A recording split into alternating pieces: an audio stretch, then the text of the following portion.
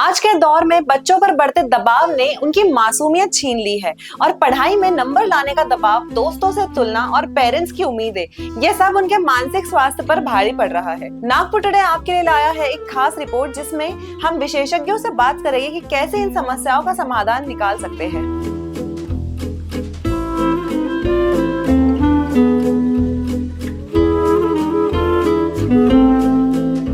इस मानसिक तनाव के कारण बच्चे पढ़ाई से दूर हो रहे हैं, बच्चों का सेल्फ कॉन्फिडेंस कम हो रहा है और बच्चे खुद को काफी अकेला महसूस कर रहे हैं। तो इसे जानने के लिए आज हम आए हैं सिनेप्स माइंड केयर में और मेरे साथ है doctor Pritam Chandak. He is a child and adolescent psychiatrist. Sir, exams और पढ़ाई जो होती है तो ये बच्चों पे कैसा प्रेशर डालती है? बच्चों का जो मानसिक तनाव जो होता है उस पर क्या असर डालती है? पढ़ाई और परीक्षा ये हमारे लाइफ का इंटीग्रल पार्ट है।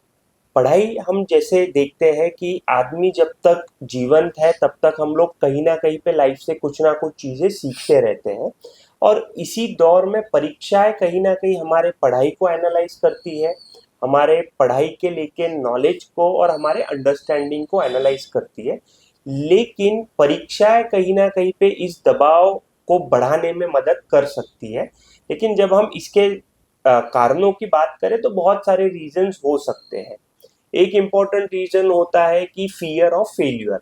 हर किसी बच्चे को ये लग सकता है कि यार मैं पढ़ तो रहा हूँ लेकिन क्या ये सवाल पेपर में आएगा, कहीं मैं इसका आंसर दे पाऊंगा या दे पाऊंगी, कहीं अगर मैं आंसर नहीं दे पाया और मैं फेल हो गया तो एक सबसे इम्पोर्टेंट होता है दबाव के लिए फियर ऑफ फेल्यूर। सेकेंड और इम्पोर्टेंट होता है कि एक्सपेक्टेशंस फ्रॉम सेल्फ। हर किसी व्यक्ति का अपने आप से एक एक्सपेक्टेशंस होता है। जो बच्चा पढ़ाई कर रहा है उसको एक्सपेक्टेशन रहता है कि मैं 80% स्कोर करूंगा, मैं 90% स्कोर करूंगा। लेकिन जब इसी पे एक क्वेश्चन मार्क आता है तो वो कहीं ना कहीं पे आपके ऊपर एक एंजाइटी क्रिएट करता है, आपके परफॉर्मेंस का एक स्ट्रेस क्रिएट करता है। तीसरा होता है पीयर प्रेशर। मेरे क्लास में इस बच्चे को तो इतने आ रहे हैं, मेरे घर के बाजू में ये बच्चा है, ये तो पढ़ाई नहीं करता है लेकिन फिर भी इसको 95% आ रहे हैं। मैं तो 5 घंटे पढ़ाई करता हूँ लेकिन फिर भी मेरे नंबर नहीं आ रहे हैं। ये एक दबाव का कारण हो सकता है। और सबसे इम्पोर्टेंट जो चीज़ को हम बहुत ज़्यादा इम्पोर्टेंस नहीं देते हैं वो है पेरेंटल एक्सपेक्टेशन। हर किसी पेरेंट को ये समझना बहुत ज़रूरी है कि उसके बच्चों की कितनी काबिलियत है, वो कितना अच्छे से परफॉर्म कर सकता है और उससे उम्मीदें कितनी रखें। अगर आपका बच्चा 70% स्कोर करने के लायक है और अगर आप उससे 95-98 की उम्मीद रखेंगे तो कहीं ना कहीं पे वो बच्चे पे आप दबाव क्रिएट कर रहे हैं। जो उसका नेचुरल परफॉर्मेंस आना चाहिए वो भी नहीं आएगा और वो उसके एंजाइटी, स्ट्रेस और इन फ्यूचर डिप्रेशन का कारण बन सकता है। सर, मेरा नेक्स्ट क्वेश्चन आपसे रहेगा कि अगर बच्चा बहुत चुपचाप रहने लगे या फिर बहुत गुस्से वाला हो जाए तो क्या ये कोई गंभीर संकेत है? बिल्कुल, बहुत इम्पोर्टेंट है। जैसे अगर हम कभी भी बच्चों के या एडोलेसेंट के मानसिक स्वास्थ्य के बारे में बात करें तो ये अपने आप में एक बहुत इम्पोर्टेंट सिम्टम हम लोग मानते हैं, जिसको हम लोग बच्चे बोलते हैं कि अपने आप में गुमसुम रहना, किसी व्यक्ति से या घर में या पेरेंट से, दादा दादी से इंटरेक्शन नहीं करना। जब भी हम लोग बच्चों के मानसिक स्वास्थ्य के बारे में बात करते हैं बहुत सारी चीज़ें या बहुत सारे लक्षण ये काफ़ी हटके होते हैं जो हमको अडल्ट लोगों में मिलते हैं। तो अगर ये लक्षण हमको दिख रहे हैं तो ये चीज़ अपने आप में बहुत सारे चीज़ों के तरफ इंडिकेट करती है कि बच्चा कहीं ना कहीं किसी चीज़ को लेके तनाव में है, बच्चे कोई तो भी स्ट्रेस के दौर से गुजर रहा है, कोई चीज़ को लेके शायद वो चीज़ उसको काफ़ी समय से परेशान कर रही है। हो सकता है ये अंडरलाइन डिप्रेशन का भी एक सिम्टम हो सकता है कि underline panic attack, underline mood disorder के भी ये सिम्टम हो सकते हैं। सो डेफिनेटली अगर बच्चों के बर्ताव में आपको ये समझ में आए कि कुछ समय तक बच्चा बहुत अच्छे से बर्ताव कर रहा था, सोशली सबसे कम्युनिकेट कर रहा था, सबसे इंटरैक्ट कर रहा था, लेकिन पिछले कुछ समय से, पिछले कुछ हफ्तों से गुमसुम रहने लगा है, किसी से ज़्यादा बातचीत नहीं कर रहा है, किसी से इंटरैक्ट नहीं कर रहा है, स्कूल से भी यही फीडबैक आ रहा है, सो डेफिनेटली ये एक अर्ली वार्निंग साइन हो सकता है एक बच्चे के मानसिक स्वास्थ्य को लेके। जो माता पिता तो उन्हें क्या करना चाहिए अपने बच्चों की प्रॉब्लम्स को समझने के लिए? एक अच्छा पेरेंटिंग कैसे कर सकते हैं? डेफिनेटली ये एक बहुत ही अच्छा सवाल है। जब भी हम लोग पेरेंटिंग की बात करते हैं और रिसेंटली हम लोग देख रहे हैं कि कहीं ना कहीं ये चीज़ें काफ़ी कम होते जा रही है। एक अच्छे पेरेंट के लिए आपको कोई पेरेंटिंग कोच की या कोई हाईफाई कोर्स ज्वाइन करने की ज़रूरत नहीं है।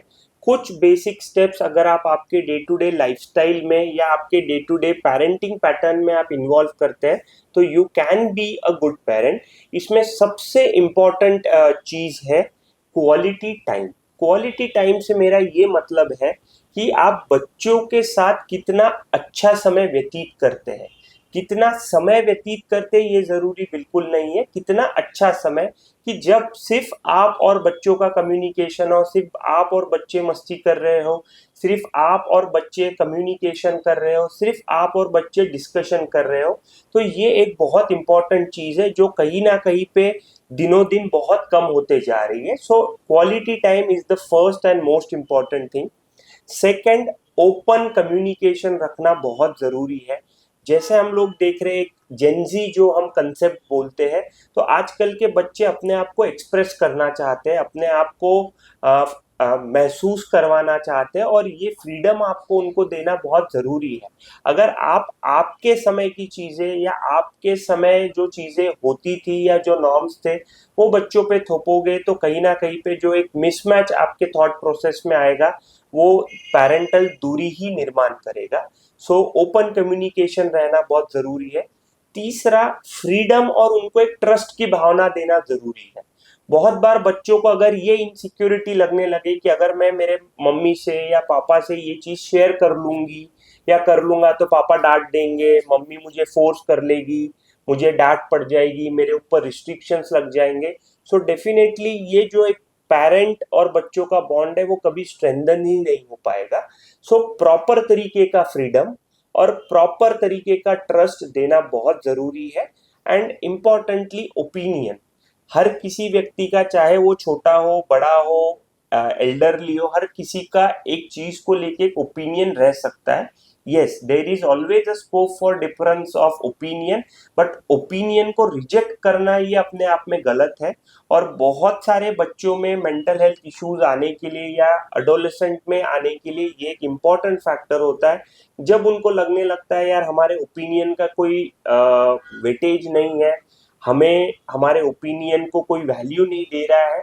सो डेफिनेटली वो चीज़ आपके अंदर चलती है and that leads to stress and number of mental health. जैसे अभी आपने ये सारी चीजें बताई कि कैसे पेरेंट को बिहेव करना चाहिए, क्या आदतें अपना सकते हैं पेरेंट्स अपने बच्चे की मेंटल हेल्थ को ठीक रखने के लिए? डेफिनेटली मेंटल हेल्थ पे वर्क, ये ऐसा नहीं है कि जब आपको कभी ज़रूरत पड़े तभी आप मेंटल हेल्थ पे वर्क कर रहे हैं। इट इज़ अ जर्नी जो आपको रेगुलरली फॉलो करना है। सबसे इम्पोर्टेंट है ओपन कम्युनिकेशन। जैसे मैंने आपको बताया, बहुत से चीज़ों में, चाहे हम बड़े हो छोटे हो, कोई चीज़ को लेके अगर आप मन में विचलित है, आप किसी से शेयर नहीं कर पा रहे हैं, सो डेफिनेटली ये आपके परेशानी के लिए एक बहुत इंपॉर्टेंट चीज़ होती है। सो एक ओपन कम्युनिकेशन, एक फ्री कम्युनिकेशन का घर में एटमॉस्फेयर रहना बहुत ज़रूरी है।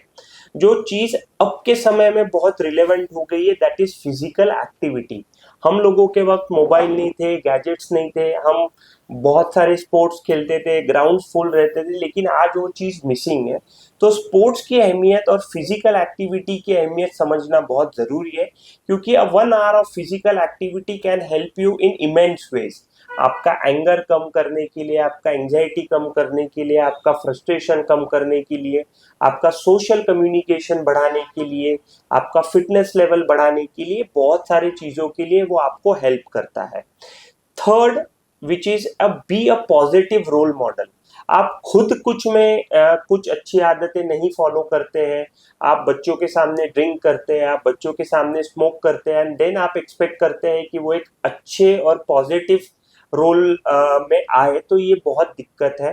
सो बच्चों से एक्सपेक्टेशन करने के पहले अपने आप को एक पॉजिटिव रोल मॉडल बोल के पेश करना बहुत ज़रूरी है, क्योंकि बच्चे हमारे टीचर से सीखते हैं, हमारे फ्रेंड से सीखते हैं या उनके पेरेंट्स से सीखते हैं। तो पेरेंट का रोल बहुत इंपॉर्टेंट हो जाता है। चौथा, एक बैलेंस्ड लाइफस्टाइल उनके लिए रखना या एक लाइफस्टाइल उनको शेड्यूल करके देना, जिसमें पढ़ाई के लिए अपना टाइम हो, जिसमें स्कूल के लिए अपना टाइम हो, जिनके लिए बच्चों के लिए अपना टाइम हो, जहाँ पे स्क्रीन के लिए अपना टाइम हो, जिसमें फिजिकल एक्टिविटी के लिए अपना टाइम हो। सिर्फ सिर्फ पढ़ाई पढ़ाई पढ़ाई अगर आप करोगे तो कहीं ना कहीं पे वो एक लेवल के बाद स्ट्रेसफुल होने लगेगा और वो अपने आप में बहुत सारी चीजों में मैनिफेस्ट करेगा। इम्पोर्टेंटली एक और चीज हमको करना है कि सोशल इंटरैक्शन। आजकल हम लोग कॉमनली देखते हैं कि आप डाइनिंग टेबल पे भी 4 लोग बैठ रहे हैं और आप फोन पे लगे हुए हो, तो कहीं ना कहीं ये आपके विकास में या आपके ओवरऑल ग्रोथ में ये चीज हैम्पर कर सकती है। So social communication, social interaction, social gatherings, कहीं पे फेस्टिवल्स है, कहीं पे कोई स्पीकिंग कंपटीशन है, कहीं पे किडाथॉन है, कहीं पे वॉकैथॉन है, डेफिनेटली अपने बच्चों को प्रमोट करिए, अपने बच्चों को मोटिवेट करिए ये सब चीज़ों में जाने के लिए, ताकि वो नए लोगों से मिले, नए चीज़ें जाने, नए दुनिया के बारे में समझे और वो अपने लाइफ पे इम्प्लीमेंट करे। And the last and most important one is always be open, या आप उनके लिए हमेशा ये दरवाजे खुले रखिए कि अगर उनको कभी भी कठिनाई है, कभी भी परेशानी है, कभी भी स्ट्रेस है, तो वो झिझक नहीं रखते हुए आपसे आके मिले, आपसे आके बात करे, आपको अपनी परेशानियां साझा करे, आपको अपने थॉट प्रोसेस के बारे में बताए। डेफिनेटली जिस हद तक आप उनको हेल्प कर सकते हैं आप अपना बेस्ट पॉसिबल दीजिए, लेकिन अगर आपको लगे कि आप उनके साथ जस्टिस नहीं कर रहे, you are not in a situation to help out in that situation, so don't hesitate, don't be reluctant to go to a specialist, go to a mental health professional। आप जाके उनके बारे में डिस्कस कर सकते हैं, बच्चों को मेंटल हेल्थ के बारे में समझा सकते हैं। And definitely we and Synapse Mind Care, we are always open to help you in your difficult and challenging times।